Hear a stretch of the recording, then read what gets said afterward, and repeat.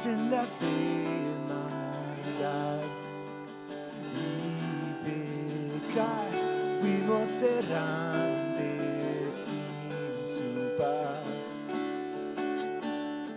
Y es por su gracia Dios nos salvó, vino y nos trajo a su hogar. Los redimidos hoy canten a Él.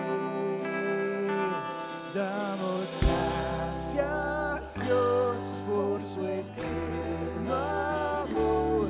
Damos gracias Dios, bueno eres tú, gracias Dios.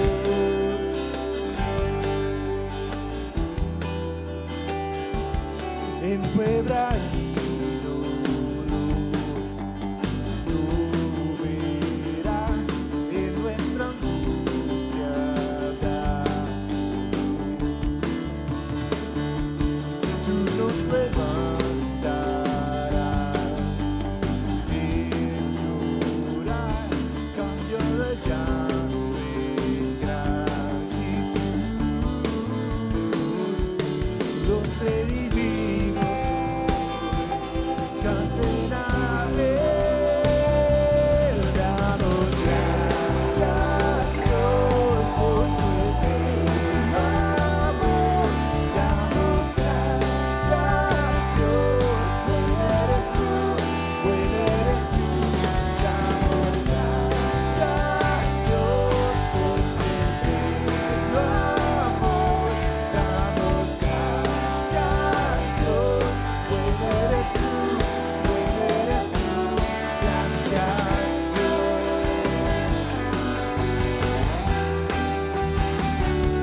Oh, gracias Dios.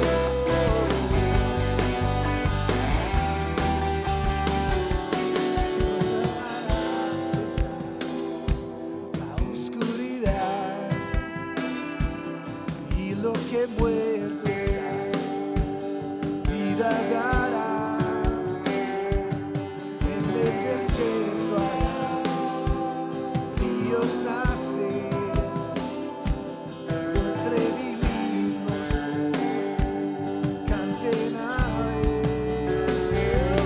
Los redimidos hoy, canten a Él. Damos gracias Dios por tu eterno amor. Damos gracias Dios, bueno eres tú, damos gracias Dios por tu eterno amor.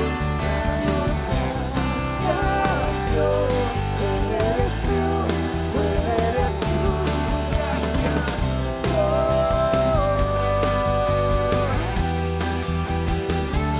Oh, gracias Dios.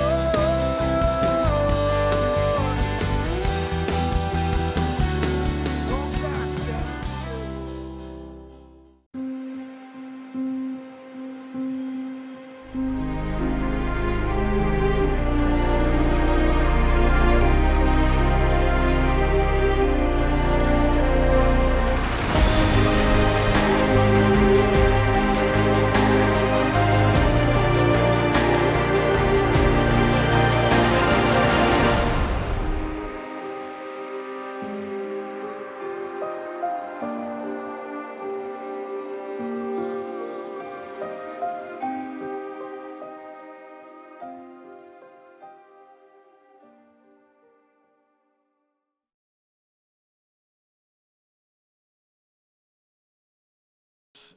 Hoy tengo el gran privilegio de hacer la predicación.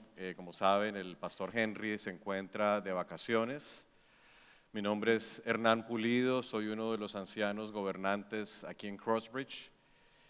Y bueno, hoy tenemos la oportunidad una vez más de seguir aprendiendo acerca de esta maravillosa historia de Ruth, este libro que increíblemente resume de una manera impresionante los fundamentos del Evangelio. Vamos a estudiar eso en unos momentos, pero antes que nada vamos a orar, vamos a dedicarle estos momentos al Señor. Señor Padre, mil gracias una vez más, Señor, por permitirnos estar aquí este día.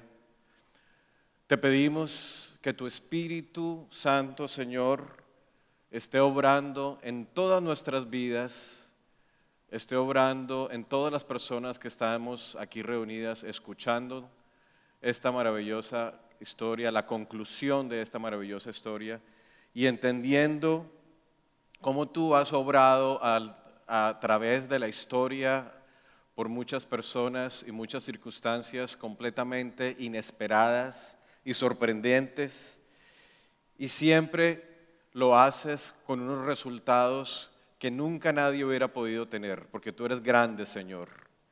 Mil y mil gracias, Señor. Te pedimos que nos abras nuestras mentes para poder discernir esto y nuestros corazones, para que lo podamos aplicar en nuestras vidas de la manera como tú quieres. En tu nombre poderoso oramos, Señor. Bueno, como les dijo el hermano Jaime, hoy vamos a concluir este estudio en el libro de Ruth. Y aunque leímos las últimas partes que hablan acerca de la genealogía, que luego lleva al rey David y por ende a nuestro Señor Jesucristo, el énfasis de hoy va a ser cómo y cuándo Dios ha obrado a través de la Biblia y a través de muchas personas y circunstancias que a veces son completamente sorprendentes y para ejecutar su plan de redención, y lo hace de una manera perfecta. Como les dije, este libro encierra todos los fundamentos del Evangelio. Aquí vemos la gracia del Señor, vemos el pecado total del humano, inmerecedor del perdón, vemos el Redentor que puso Dios en la historia de Ruth, y vemos la ley, y también vemos la fe salvadora, que son, en resumen, los fundamentos del Evangelio que nosotros creemos. La siguiente sección habla acerca precisamente de esto, de la providencia de Dios, cómo Él utiliza circunstancias o personas como agentes de su salvación. Esta historia nos muestra cómo Dios ha tejido desde inclusive mucho tiempo antes de que Ruth estuviera en el escenario, por medio de historias que aparentemente son intrascendentes y aparentemente son insignificantes, se van mezclando y se van conectando de una manera fascinante para llegar a la culminación, que es la llegada de nuestro Redentor Jesucristo. Como vemos en la Escritura, en la genealogía que vimos de los capítulos 13 al 22, Ruth es una de las mujeres en la Biblia que pasó muchas pruebas y que fue rechazada y que fue despreciada. Sin embargo, Dios la utilizó. Y es un gran paralelo con otras muchos ejemplos en la Biblia, muchas mujeres inclusive, ¿no? Es lo interesante que en esta historia vemos específicamente 3 mujeres que tienen historias muy similares. Vemos a Rahab, la madre de Boz, vemos a Tamar, que fue como cuando empieza ahí en el versículo empieza la genealogía de Fares, era la madre de Fares, y vemos a Ruth. ¿Y qué tienen en común denominador estas 3 mujeres? Que eran mujeres que habían sido despreciadas y habían sido puestas, digamos, en una situación de no favorable por diferentes circunstancias. Sin embargo, Dios las utilizó. Y las utilizó de una manera grande para lograr su objetivo, para ejecutar su plan de salvación. Entonces, lo que queremos es entender en esta mañana es cómo Dios utiliza a las personas menos inesperadas. Cómo en nuestras vidas nosotros podemos haber conocido gente que de la manera más inesperada nos puso Dios en el camino precisamente para cumplir su plan de redención en nosotros. O circunstancias completamente incomprensibles y a veces dolorosas que Dios nos ha puesto en su camino, en nuestro camino, para cumplir lo que Él quiere en nosotros, así como la historia de Ruth. Y bueno, y la Biblia está llena de ejemplos de situaciones inesperadas, personas que Dios utilizó como herramienta. Uno de ellos que me llama la atención es precisamente el caso de Jonás. Jonás fue llamado a ser herramienta de Dios precisamente para ser uno de los primeros misioneros al mundo gentil, a nosotros. Y él se negó, él no quería cumplir con el llamado que Dios le había hecho. Como ustedes saben, él se negó y bueno, la historia cuenta que fue tragado por un pez gigante. Dios inclusive utilizó a un pez gigante como herramienta. O sea, cosas completamente increíbles. Porque el propósito de Dios era salvar a la ciudad de Nínive. Una ciudad que bajo los ojos de los judíos era despreciable, porque eran los enemigos de ellos y aparte porque eran paganos y porque eran unas personas, una nación que estaba llena de violencia, la manera como ellos conquistaban el mundo antiguo. Sin embargo, Dios tuvo misericordia de esta nación y escogió a Jonás, lo puso de la manera más extraña y misteriosa para poder cumplir el plan de salvación para un pueblo que no se lo merecía. Un pueblo completamente pagano y pecador, que no está muy lejos de lo que somos nosotros, al fin y al cabo. Inclusive otro ejemplo sorprendente de cómo Dios ha utilizado circunstancias y personas en la Biblia es la misma maldad de Judas. Otra situación completamente sorprendente. Sabemos que Judas nunca tuvo buenas intenciones durante el ministerio de Jesucristo en la tierra. Sabemos que él siempre velaba por sus intereses económicos y al fin y al cabo, pues eso esa situación lo llevó a traicionar a nuestro Señor. Pero esa maldad, inclusive, que es despreciable, fue utilizada como parte esencial del plan de redención. Entonces, a veces, volvemos a lo mismo, en nuestras vidas, en el mundo, vemos situaciones incomprensibles, pero nosotros estamos viendo solamente una parte del camino. Hagan de cuenta, hay un mapa, nosotros estamos en un punto. Dios puede ver desde arriba todo el plan. Entonces lo que no entendemos en este momento, Él sí lo entiende.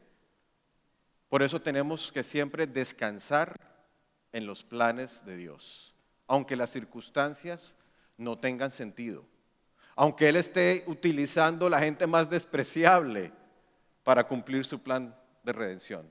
Siempre tenemos que tener la fe salvadora, creer en sus promesas, creer que Él va a cumplir lo que prometió. Como sabemos, Dios utilizó la fe salvadora de Ruth. Ruth era una mujer que no era israelita, ya lo hemos comentado, era moabita. Los moabitas eran considerados enemigos de los israelitas.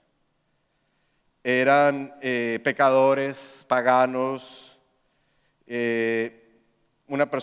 Ruth, una persona completamente poco convencional para la sociedad judía donde ella tuvo que llegar, porque las situaciones de la vida la hicieron emigrar a un lugar donde ella no esperaba nunca estar, así como a muchos de nosotros nos ha tocado emigrar.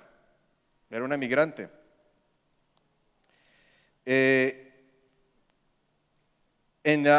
Mateo 1, del 1 al 6, que lo podemos poner en la pantalla, vemos una parte de la Biblia que complementa más o menos las últimas partes del libro de Ruth, donde continúa más o menos, hace saltos hasta que llegara al rey David. Es más o menos lo mismo, entonces, pero toma también desde atrás la genealogía. Y dice, Abraham fue padre de Isaac, Isaac de Jacob, Jacob de Judá, de sus hermanos Judá, padre de Fares y Sera, cuya madre fue Tamar, Fares, padre de Gersón, Gersón de Aram, Aram de Aminadab, Aminadab, padre de Nazón, Nazón de Salmón, Salmón de Boz, cuya madre fue Rahab, es la otra parte de la genealogía, Boz, padre de Obed, cuya madre fue Ruth, y Obed, padre de Isaí, quien fue padre de David. O sea que aquí, como quien dice, habla de la otra parte de la genealogía, de la familia, ¿no? Se unen la parte que viene de, ya habíamos comentado, de la genealogía de Ruth, ahora estamos hablando por el otro lado, de Boz. Y se unen los dos y muestra completamente la historia. Entonces, aquí habla de Rahab. Sabemos que Rahab era una mujer cananea, otros enemigos despreciables que la nación de Israel tenía. Sin embargo, y obviamente los que sabemos que Rahab era, aparte de pertenecer a un pueblo despreciable bajo los ojos de los judíos, su profesión era despreciable, era prostituta. Y sin embargo Dios la utilizó. O sea, otra manera sorprendente de cómo Dios ha tejido su plan perfecto de salvación utilizando a las personas menos inesperadas. Como sabemos, ella ayudó a los hebreos para poder conquistar la ciudad de Jericó, lo cual fue fundamental para el triunfo de la conquista de Canaán y establecer la nación de Israel. Una mujer completamente despreciada por su profesión, por su origen.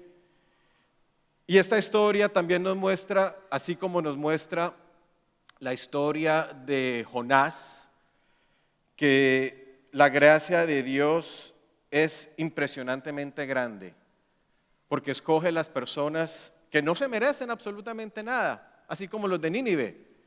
Rahab, una mujer que venía de una profesión muy pecadora, siendo prostituta, pero Dios la escoge y la perdona y la remide y la incluye como herramienta de su plan perfecto. Como sabemos, Rahab se casó con Salmón, dio luz a Booz, quien fue el que se casó con Ruth, el Redentor, en la historia de Ruth. Dios utilizó la lealtad que tuvo Ruth hacia Noemí, su suegra, como sabemos la historia, y utilizó y le sembró en ella la fe verdadera, la fe salvadora. O sea, Ruth, como tal vez muchas de estas civilizaciones que eran paganas, sabían de la existencia del Dios creador.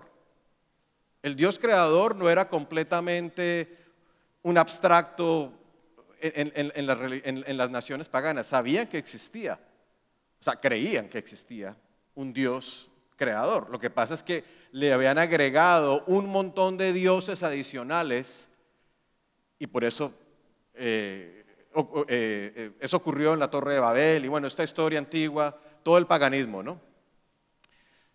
Entonces, no era solamente que ella sabía que existía el Dios verdadero, pero creía en sus promesas. Y eso es una gran lección para todos nosotros, porque esa es la fe salvadora. Tenemos que siempre creer que Él va a cumplir sus promesas y tenemos que descansar en eso. Ella es un ejemplo perfecto de esto. Ruth fue utilizada de una manera increíble para que por medio de ella y de su descendencia viniera el rey David, después viniera nuestro Señor Jesucristo, más o menos 1000 años después. Y de esa manera se pudiera cumplir la promesa que está desde un principio de la creación, que es aplastar el pecado y la muerte y bendecir a todas las naciones. Porque por medio de esta descendencia vino obviamente el perfecto Redentor, el verdadero Redentor de todos nosotros. Dios le hizo un llamado irresistible a esta mujer pagana. Un llamado, la sacó de su paganismo y la trajo a esta familia y la convenció de que Él era el verdadero Dios y la hizo tener ese deseo de ella ser parte de su pueblo, del pueblo de Dios, y de ser parte, y que Dios fuera su Dios, rechazando todo este paganismo. Como sabemos, Ruth le prometió, a raíz de todo esto que Dios le puso en su corazón, ella le prometió a Noemí que le iba a seguir a todos los lugares donde ella fuera. Esto no le pasó a su otra nuera, ¿no? A Orfa, quien se quedó en Moab. Ruth entendió que quién era el verdadero Dios y tuvo esa fe. Y vemos que esa fe nunca se debilitó, aunque ella pasó por las pruebas y tribulaciones más terribles. Como sabemos, ella perdió a su esposo, perdió a su suegro, perdió a su cuñado. O sea, la Biblia no detalla este drama en su totalidad, pero podemos entender perfectamente que fueron momentos terribles en la vida de Ruth y en la vida de Noemí, en la vida de esta familia. Momentos donde ella pudo haber perfectamente dicho, bueno, este Dios en realidad, ¿qué es lo que ofrece? Sin embargo, Dios la mantuvo a ella siempre fiel a Él.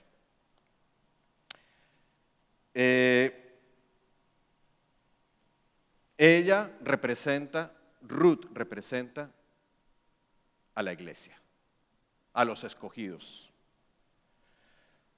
Porque así como ella estaba llena de imperfecciones, de pecados, y solo por la gracia redentora de Dios, sin tener absolutamente ningún mérito, Él le regaló la salvación. Él la escogió y la sacó de todo este pueblo pecador.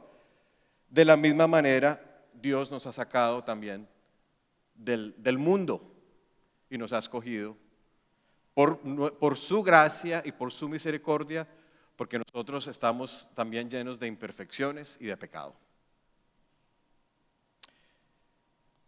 Este drama se enmarca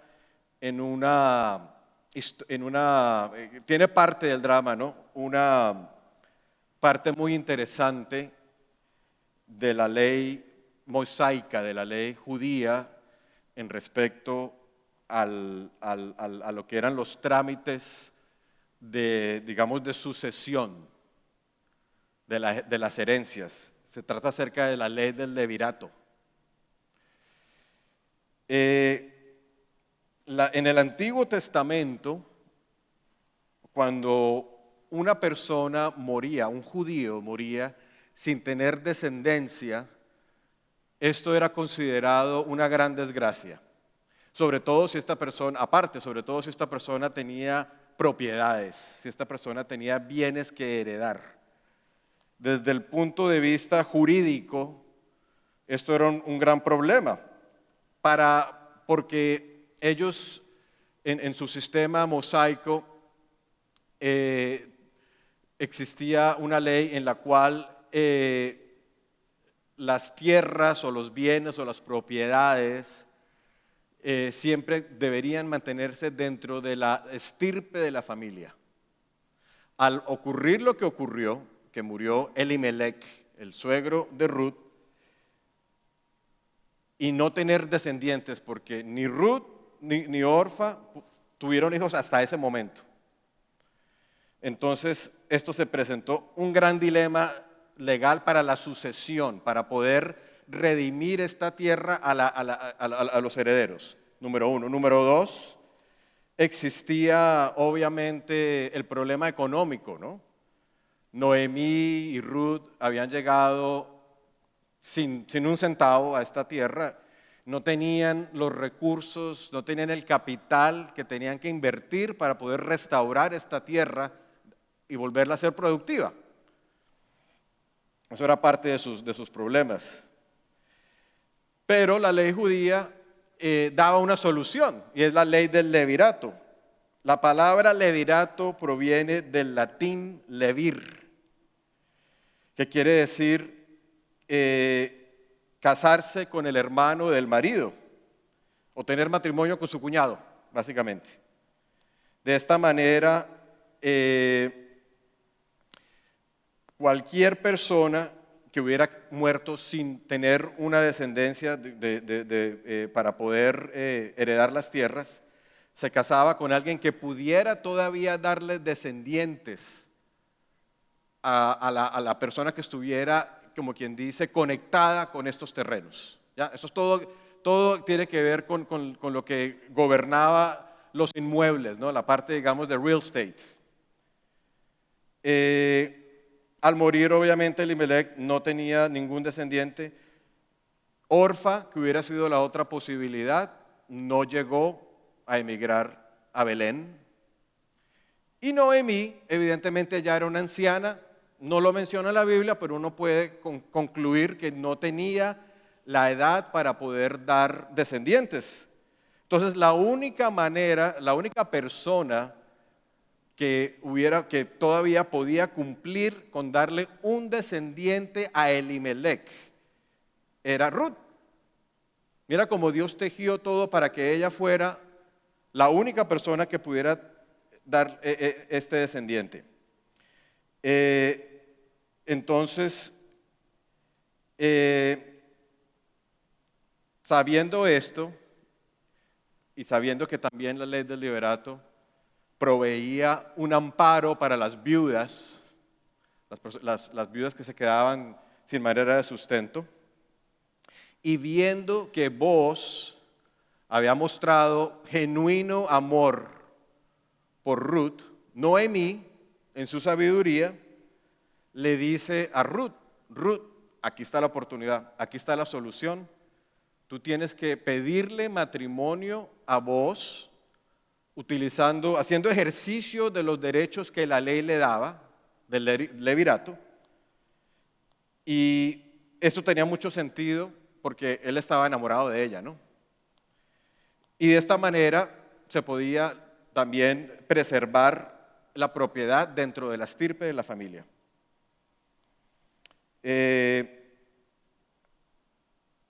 Como sabemos, existía, aparte de Booz, otro pariente. Este pariente, la Biblia no le da ni siquiera un nombre. Interesante. Lo refiere como el fulano. Y siguiendo la ley del levirato, tenía que mostrarse este ejercicio, este derecho a la propiedad, primero le pertenecía a este fulano.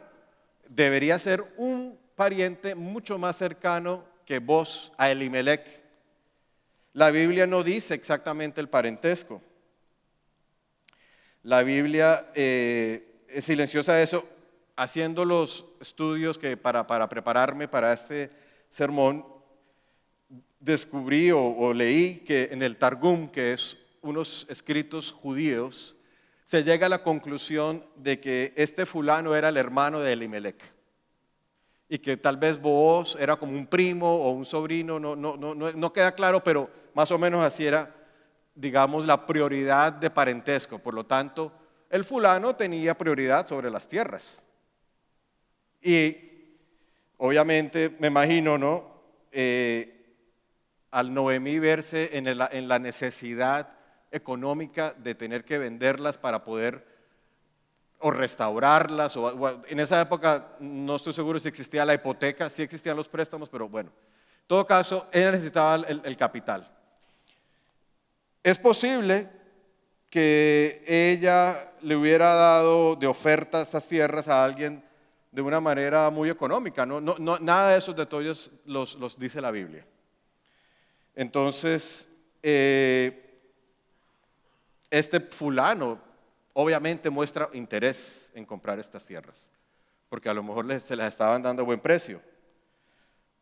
Lo que pasa es que él no había caído en cuenta que existía la complicación técnica de que Ruth también tenía que ser parte del paquete, porque Ruth judicialmente, legalmente estaba, como quien dice, anexa a esas propiedades por medio de la ley del levirato. Y volvemos a lo mismo, la Biblia no habla muy bien de esto, pero el Targum explica que este hombre era casado y tenía hijos. Número uno. Y número dos, sabemos que Ruth era moabita, por lo tanto, era despreciada, era discriminada en la sociedad judía. Entonces, el fulano obviamente encuentra estas complicaciones técnicas. Número uno, si él se casaba con Ruth, Ruth ahora también podía tener derecho a sus propiedades. Por eso dice, me daña mi heredad, me perjudica mi heredad. O sea, la de él con su esposa, sus hijos, porque ya ahora Ruth también pudiera haber entrado a tener derecho a cualquier propiedad que este señor tuviera. Y aparte de eso, pues siendo una mujer moabita recién llegada, lo más seguro tampoco quería tener parentesco con ella. Esto hace que él decline esos derechos y se los ceda al pariente que le sigue en orden, que era Booz.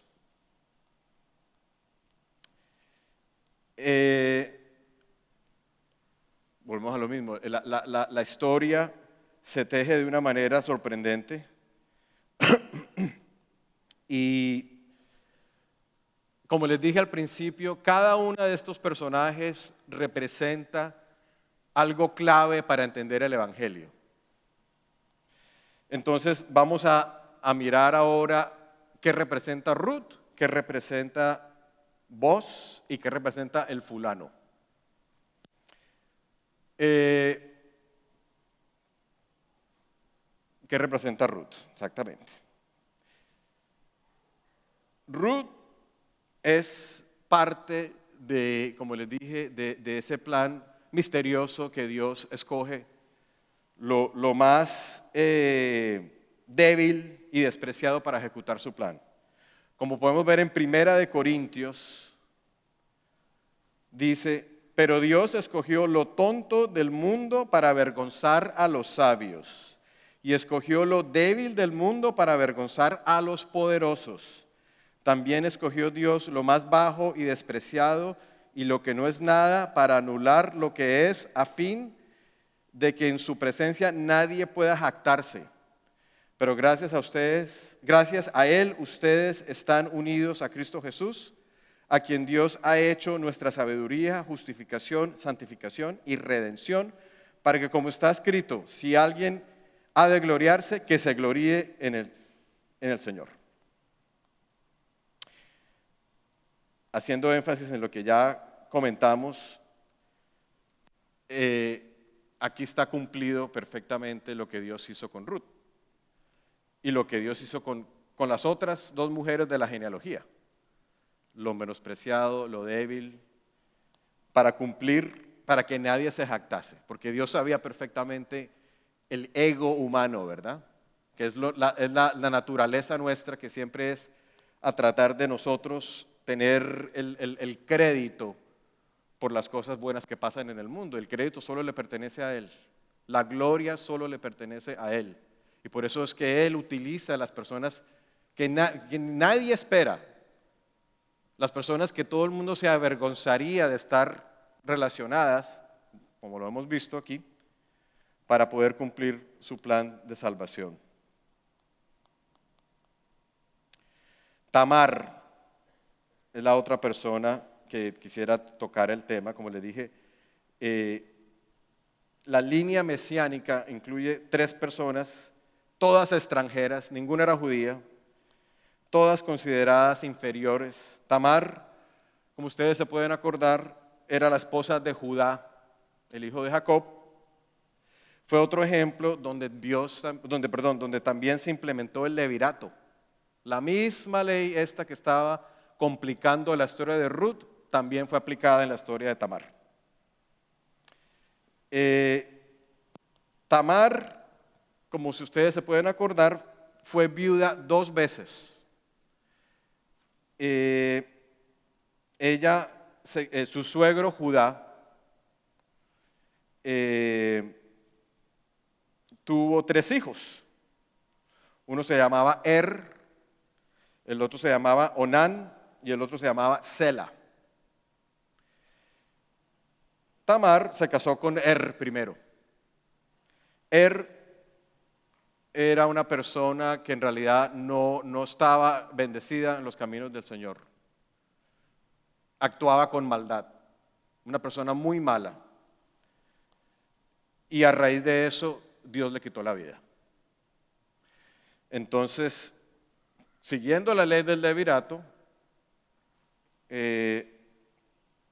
Judas le dice, bueno, te puedes casar con mi otro hijo, Onán. Pues resulta que Onán no salió mejor que también era una fichita y muy mala persona, y también le pasó lo mismo. Dios le quitó la vida. Entonces Judas quedó obviamente muy preocupado, traumatizado, diciendo, bueno, todos los hijos que se están casando con Tamar se están muriendo. Me queda uno, que se llama Sela. Si lo permito que se case con ella también, hasta luego. Entonces, él dice, no, lo siento mucho. Y él, en contra de la ley del levirato, no le permite a Tamar que se case con él. Más bien la releva, la subyuga, la saca de la familia. ¿Y qué ocurre? Esta persona, tratando de resolver ese problema, ese dilema tan grande, porque como ustedes saben, en la antigüedad, una mujer sin marido, en esa época era un gran problema económico, no tenía cómo sustentarse. Entonces ella utiliza, otra cosa interesante, utiliza hacerse pasar por prostituta, maneras misteriosas que Dios utiliza para cumplir su plan de redención. Se hace pasar por prostituta, se le ofrece a Judá y queda embarazada de Judá. Entonces ya por ahí queda el nexo familiar otra vez establecido. Judá no sabía que ella era su nuera. Posible que se haya puesto un velo, no sabemos los detalles. En todo caso, cuando ella le logra comprobar, porque ella se queda como por garantía del pago, porque creo que él no ha llevado dinero, garantía del pago, se queda con el bastón y creo que con el anillo. Entonces, cuando ya ella va y le revela la verdad a Judá de que no, es que lo que pasa, la persona con que usted se acostó y la cual estaba embarazada soy yo. Él le dice, pero ¿cómo así? Eso es mentira. Y ella le muestra la evidencia, ¿no? Que era el bastón y el anillo. No le queda otra a Judá que aceptar el hecho de que sí, esta persona era ella, y bueno, tiene a 2 hijos. Como sabemos, uno de esos hijos es Fares, que es directamente parte de la genealogía, los ancestros. Son exactamente los abuelos del bisabuelo de Boz. Entonces aquí vemos otra manera misteriosa donde Dios utilizó otra persona, ¿no? Igual, que tenía el mismo paralelo que Ruth para cumplir su plan de redención. ¿Qué representa el pariente fulano? Interesante, ¿ah? El fulano de tal. El pariente fulano simboliza la ley. Sorprendente. ¿Y por qué simboliza la ley? Porque él, digamos, judicialmente, técnicamente, era el que era llamado a redimir a Ruth y a sus tierras. Como la ley técnicamente es la que nosotros tenemos que cumplir, ¿verdad? Pero es imposible cumplirla. Técnicamente, cumpliéndola, nos podemos salvar. Pero como la historia lo muestra, técnicamente esto no pudo ocurrir por las complicaciones que llevaba a cabo que él se casara con ella. Es de la misma manera que técnicamente para nosotros es imposible cumplir la ley. No hay posibilidad. Entonces, este personaje, el cual no es nombrado ni por nombre ni nada, representa la ley. Es la otra parte de entender el Evangelio. Es la parte que a veces le cuesta trabajo a muchos creyentes que no han comprendido que la ley está escrita para servir como diagnóstico de nuestro pecado. La ley es un espejo en el cual nos podemos ver tal y como somos. Sin embargo, la ley no nos puede salvar. Y hay muchas personas y muchas iglesias, lamentablemente, que quieren hacer énfasis en cumplir la ley como la manera de redimirse, de ser salvados, de ser salvos. Y evidentemente, técnicamente no se puede de esa manera. Nadie jamás en la vida ha sido capaz de cumplir la ley a su cabalidad. Porque incumplir solamente una parte de la ley es igual a incumplirla toda, completamente. Entonces, por eso Dios puso la solución, que es el Redentor nuestro, ¿no? Entonces, ¿qué representa vos? Yo creo que es muy evidente lo que representa vos. Vos fue la solución, la redención para poder manejar este problema técnico y poder redimir a Ruth y redimir sus propiedades y poder que heredaran, etcétera, las propiedades que estaban sujetas a esta ley. Y él lo hizo por amor, porque le tuvo que haber costado dinero. Noemí no le regaló las tierras, pero él estaba enamorado y aparte de eso, casarse con una persona que era despreciada, que era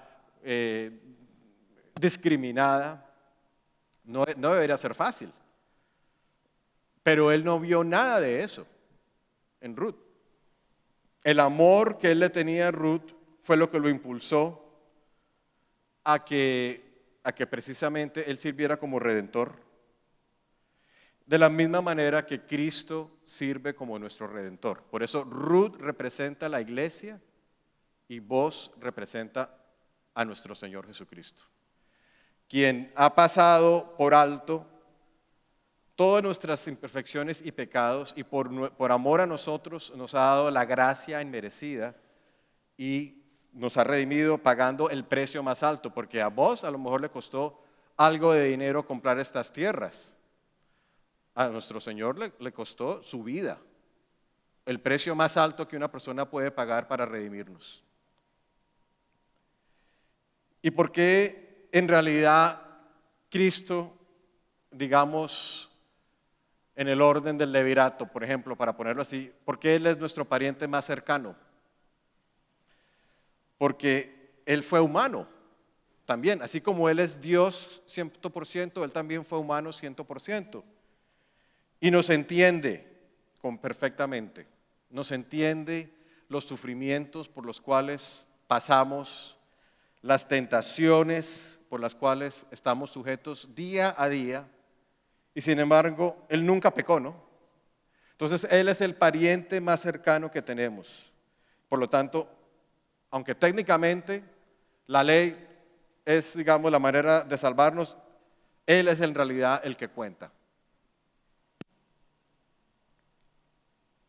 Por su amor y porque Él pagó por el precio que tenía que pagarse para esa redención.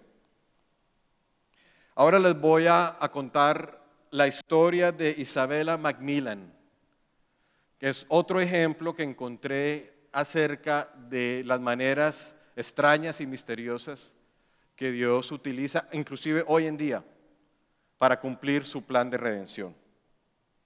¿Quién es Isabella Macmillan? Esta persona, no estoy seguro si se llamaba Macmillan originalmente o esto ya es apellido de casada, traté de encontrar ese detalle, pero no lo encontré. Pero esta persona, cuando tenía 7 años, vivía en Rumania. Y vivía en Rumania cuando Rumania estaba bajo el control comunista, bajo un régimen totalitario. En esa época, eso fue en los años 80, toda esta región de Europa estaba pasando por situaciones muy difíciles económicamente. Entonces no había comida, esta gente vivía en extrema pobreza. La familia de Isabella tenía que pasar a veces más de 20 horas tratando de conseguir algo de comida, haciendo filas largas. Y era tremendamente difícil. En esa época, bajo el régimen comunista, era prohibido tener ningún tipo de creencia religiosa. No había libertad de culto. Eso es otro problema que existía. Un día cuenta Isabella que ella, con su hermano mayor que tenía 10 años, estaban jugando en su casa y se encontraron debajo de una alfombra, un compartimiento, y este compartimiento escondía un libro. Bueno, y a ellos niños curiosos les da curiosidad y empiezan a leer este libro y empiezan a leer un montón de historias fascinantes, interesantísimas. El padre de Isabella y de Tibor se dan cuenta de que el libro es la Biblia y se llena de terror, porque en esa época leer la Biblia y tener la Biblia era pena de cárcel o inclusive de muerte bajo este sistema. Estaba prohibido completamente cualquier tipo de fe. Entonces él dice, no, me hacen el favor, esa Biblia la vuelven a poner en el lugar donde ustedes la encontraron y olvídense de leer eso. Bueno, la providencia de Dios es que ellos no le hicieron caso al papá y siguieron leyendo la Biblia y aprendiendo las historias. Cuenta la historia de ella que más o menos unos 2-3 años después, cuando ella estaba en 5º grado, un compañerito de clase la invitó a un servicio religioso clandestino que se congregaba los sábados a las 8 de la noche en una casa. Ella fue, una niña de 10 años, y se dio cuenta que en este servicio estaban hablando de las mismas historias maravillosas que ella y su hermano habían escuchado, habían leído en la Biblia. Entonces, en medio también cuenta que en medio pues, de su pobreza y de su necesidad, en su infancia no había en realidad maneras grandes para divertirse o como un niño, ¿no? Para jugar. Y entonces uno de los momentos que ella más disfrutaba en su vida era cuando llegaba el invierno y caía la nieve, le encantaba salir a jugar en la nieve. Entonces ella esperaba con gran ansia la llegada de la nieve, y porque los padres básicamente, como no había electricidad muchas veces porque había racionamiento, los padres los acostaban muy temprano a sus hijos, porque el frío era tremendo también. Entonces, en todo caso, los padres solamente le dejaban salir a jugar a ella y a su hermano cuando había nieve y de día. Entonces ella, cuando fue a este lugar, a este servicio, escuchó las historias, escuchó al predicador. El predicador empezó a explicar lo que era el evangelio, lo que era tener una relación con Dios, lo que era orar y pedirle a Dios. Ella le dice al predicador, como una niña, su gran ansiedad era poder jugar en la nieve. Y le dice, yo no sabía acerca de eso de orar, pero bueno, yo quiero orar para que Dios mande la nieve, para yo poder salir y jugar. Entonces el predicador le enseñó, le dijo, sí, orar es como hablar con tu padre, pídelo, y si está en la voluntad de tu padre, y en el momento que él quiera darte lo que tú estás pidiendo, te lo va a dar. Bueno, Isabela oró fervientemente esa noche para que cayera nieve y al otro día no cayó nieve. Entonces la niña pues y siguió orando días después, siguió orando días después y siguió ella, empezó a decepcionarse y empezó a perder la fe y empezó a perder el interés porque dijo, no, esto le decía al predicador, esto no funciona.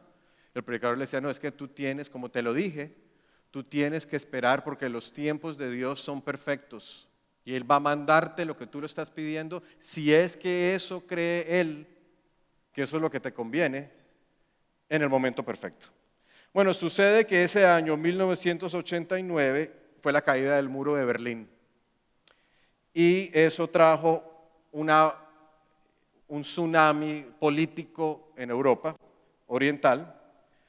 Y fue la caída del último dictador rumano que se llamaba Nicolae Ceausescu. Fue derrocado en medio de una violenta revolución en Bucarest. Al caer este gobierno, el nuevo gobierno que entró, que era democrático, permitió que entraran ayudas de todo el mundo occidental. Y permitió que llegaran las iglesias. En ese momento empezaron a llegar las iglesias, se abrió la libertad de culto. Entre una de las organizaciones que llegó es una organización por la cual nosotros estamos muy familiarizados, que se llama Samaritan's Purse. Y como ustedes saben, ellos tienen una organización que se llama Operations Christmas Child, que ustedes saben es la organización que hace unas cajitas todos los años a final del año para mandárselas alrededor del mundo a los niños, donde incluye, número 1, el Evangelio, mensajes del Evangelio, y aparte de eso incluye juguetes. Entonces, bueno, al llegar a esta organización, Isabela, en la iglesia que estaba atendiendo, tuvo la oportunidad de recibir una de estas cajitas. Y una de estas cajitas contenía una bola de esas de cristal que uno bate y tenía nieve adentro. Entonces Dios le puso en su corazón que en ese momento Él le estaba contestando la oración, lo que ella tanto esperaba. Y ella entendió que, como el pastor le había dicho, era en el momento preciso que eso iba a pasar, que había que tener fe en las promesas de Dios. Que aunque las situaciones se vean negras y oscuras y tristes y preocupantes, Dios siempre cumple sus promesas. Y la cumplió, y eventualmente Isabela creció, emigró a Estados Unidos, se casó, y ahora es una de las grandes dirigentes del Samaritan's Purse. Es una de las personas más importantes en esa organización, porque ella vivió precisamente la bendición. Entonces, otro ejemplo donde Dios, una historia que parece insignificante, pero mira, de ahí salió una persona, una gran herramienta para el crecimiento del reino de Dios. Porque como ustedes saben, esta organización pues está en todo momento tratando de evangelizar a la niñez, a la infancia. Y ya para llegar a la conclusión del día de hoy, la conclusión es que debemos descansar con la fe salvadora, la fe verdadera en nuestro Redentor. No importa las circunstancias que estemos pasando, ni las pruebas, ni importa tan incomprensibles que sean las cosas, así como Ruth, así como Tamar, así como Rahab, así como Isabela, pasaron por todas estas circunstancias donde Dios actuó de manera totalmente inesperada y misteriosa, así también nosotros tenemos que hacerlo y esperar, descansar en el plan perfecto de Dios, en que Él cumple sus promesas. Como les dije al principio, Él ve todo el panorama, nosotros solamente vemos un punto y no podemos ver lo que Él tiene planeado. Pero la fe salvadora es eso precisamente, creer en las promesas infalibles de Dios, descansar en que Él lo va a cumplir. Y así como Ruth, en la historia, si ustedes se acuerdan, llega un momento en el cual Boaz le da un regalo, unas espigas, que era como, simbolizaban como una promesa, ¿no? Dios también nos ha dado una promesa, una prenda de nuestra salvación, que es el Espíritu Santo. Y Ruth logró llegar a su redención final. Nosotros estamos esperando lo que ya Dios comenzó. La redención final va a llegar. O sea, ya la redención es como hablábamos en el sermón que yo también hice, que es el ya, pero todavía no. Ya empezó, ya Dios pagó por medio de su Hijo Jesucristo la redención nuestra. Sin embargo, se va a consumar al final de los tiempos, en las bodas del Cordero. Ruth es la iglesia, nosotros somos la iglesia, Jesús es el Cordero, Él es el Redentor. Cuando las bodas ocurran, va a ser el descanso completo. Estamos esperando ese momento. Tenemos que siempre tener eso muy claro en nuestras vidas. Las noticias solamente hablan de problemas alrededor del mundo, enfermedades, pasamos una pandemia terrible, ahora hay riesgos de guerra por todos lados, problemas de injusticia social, violencia, etc. Y en nuestras vidas familiares todos tenemos cantidad de problemas, enfermedades, problemas con las familiares, problemas en el trabajo, pero tenemos que seguir confiados en que todas estas cosas están siendo herramientas para edificarnos, son parte del plan perfecto de Dios, así como la edificaron a Ruth, a Tamar y a Rahab.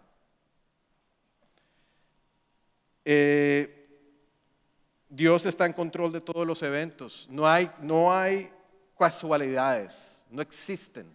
Como saben, en la Biblia dice que hasta al caerse un pelo del cabello ya está planeado por Dios. O sea que las cosas más insignificantes están siendo utilizadas por Él, para nosotros. Él está en control de todo. Y así como Ruth, Tamar y Rahab, y a esta muchacha Isabela, fueron instrumentos, así como Jonás fue instrumento, debemos nosotros pedirle a Dios siempre de que seamos instrumentos en su plan. Y confiar en que ese plan es perfecto y confiar en que Él va a cumplir las promesas. Ahora vamos a orar ya para terminar. Padre Celestial, te agradecemos, Señor, una vez más, lo grande que eres, tu plan perfecto, Señor. Te agradecemos porque por tu gracia y tu misericordia, sin merecernos absolutamente nada, tú te has fijado en nosotros y nos estás utilizando en ese plan, Señor.